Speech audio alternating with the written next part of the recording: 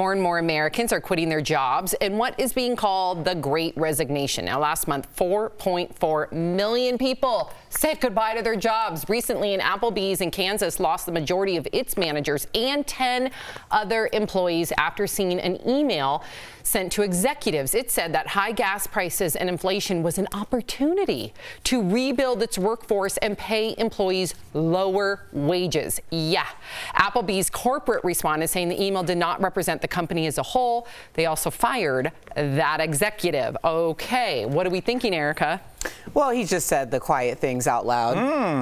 I mean, had he not said it and put it in such black and white writing where it could be traceable, I'm sure his style of work reflected that same sentiment.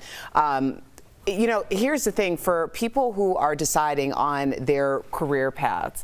This is such a great opportunity for people to find opportunities out there that are going to be reflective of a situation that isn't toxic, a situation that they get to be the choosers. You know, everybody's always like, people are completely dispensable. Well, now check it out. So are jobs, and the working force has the ability to decide. So good on those 10 employees who walked out. You don't get to just treat people like that. Yeah, it's odd to me, like, are we that surprised?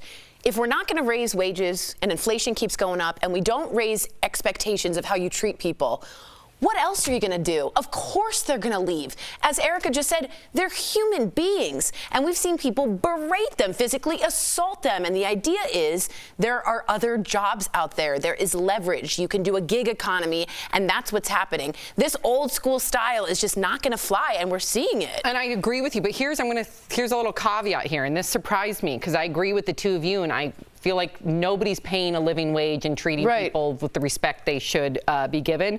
Fox News just did a survey, and they found that 72% of people who did resign for those very reasons regretted it later. Yeah, I mean, how does that add up? Well, I mean, because they ran into the same situation? Maybe. I mean, once you're dealing with the public, you're dealing with the public. But I think what is going to happen is people are going to pick and choose when they do.